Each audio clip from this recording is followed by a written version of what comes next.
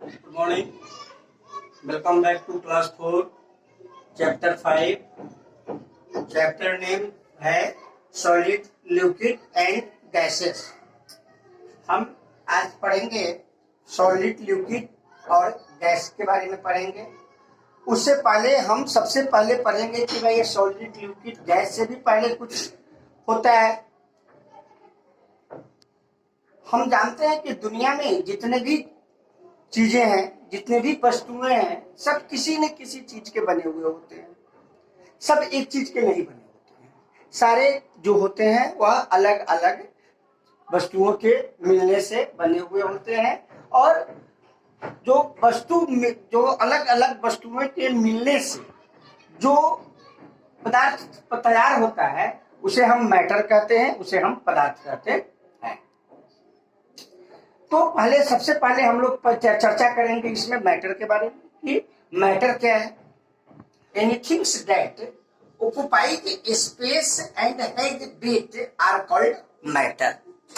कि मैटर किसे कहते हैं, पदार्थ किसे कहते हैं। तो पदार्थ वह है जो स्थान छिपता है, जिसमें भार हो, ये पदार्थ कहलाते हैं।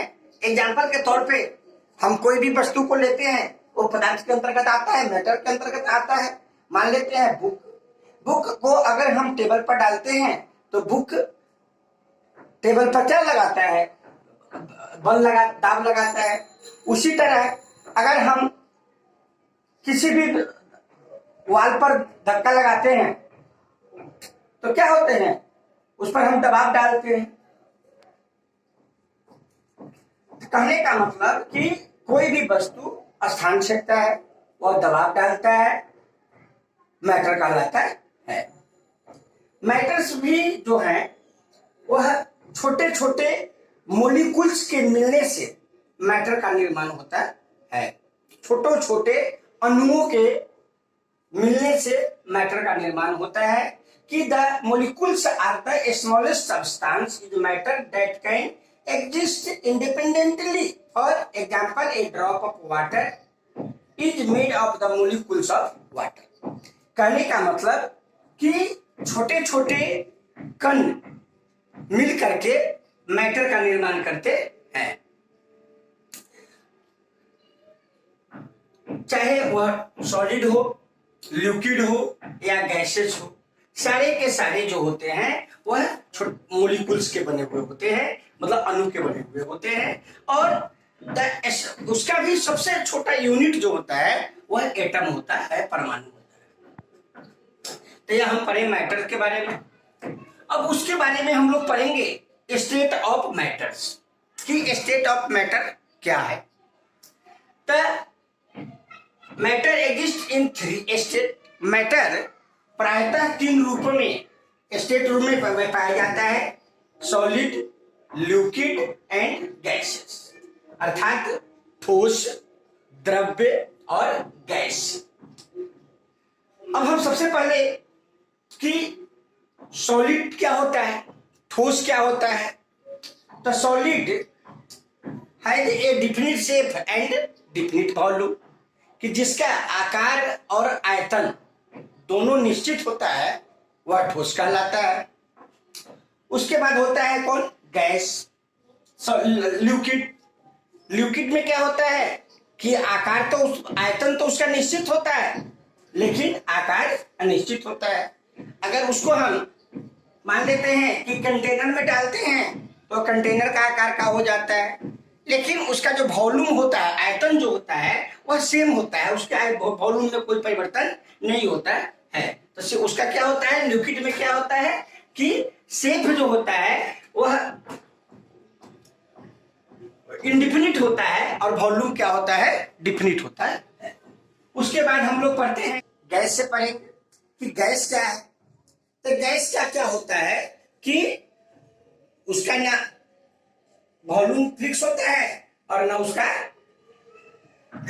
शेप भी फिक्स होता है, अर्थात हम उसको जिस बर्तन में डालते हैं वह उसी आकार के हो जाता है। तो हम इसमें स्टेट ऑफ मैटर में ये सब डिफिनीशन टाइप में पढ़े हैं।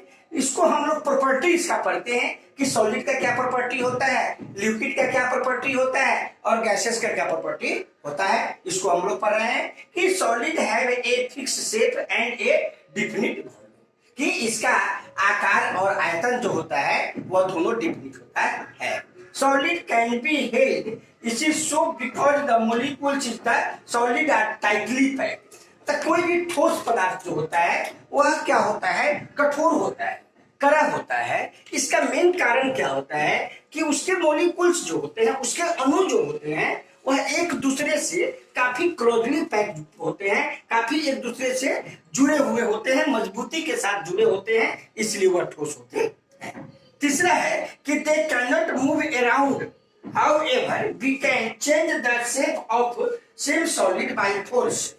कहते हैं कि उसके मोलिक्यूल्स जो है वह फ्री, मुक्त रूप से घूमते नहीं हैं, वो अस्थायी होते हैं। लेकिन जब उसके शेप में हम परिवर्तन लाते हैं या जब उसके हम किसी ठोस पर मान लेते हैं कि जब उस पर हथौड़ा मारते हैं, तो हथौड़ा मारने पर क्या होता है, अगर हम एक बर्फ भी क्या है, एक ठोस है, लेकिन जब हम बर्फ पर हथौड़ा मारेंगे तो क्या होगा, बर्फ टूट जाएगा, चूर-चूर हो जाएगा, तो उसके मोलिक्यूल्स जो होते हैं वह अलग हो जाएंगे। लेकिन जब तक वह बर्फ के होता है तब तक उसके मोलिक्यूल्स जो होते हैं काफी क्लोजली पैक्ड होते हैं।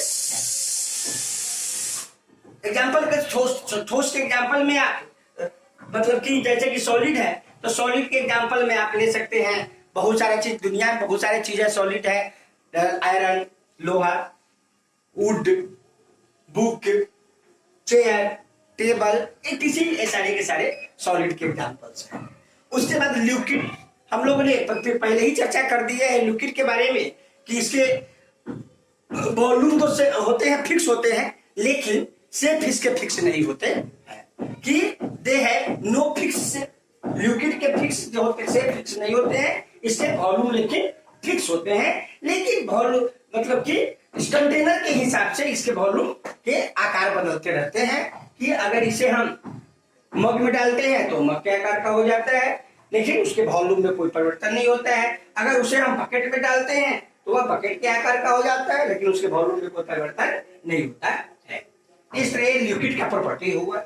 उसके बाद तीसरा है कि लिक्विड हैज फिक्स्ड वॉल्यूम, उसका वॉल्यूम फिक्स होता है, इट कैन फ्लो एंड पास, मतलब इसमें बहाव होता है। लिक्विड में क्या होता है, बहाव होता है, अर्थात यह उच्च से नीचे की तरफ फ्लो होता है, इसमें प्रवाह होता है। तो इस तरह से हम लोग लिक्विड के बारे में पढ़ेंगे। अब हम लोग पढ़ेंगे गैस के बारे में।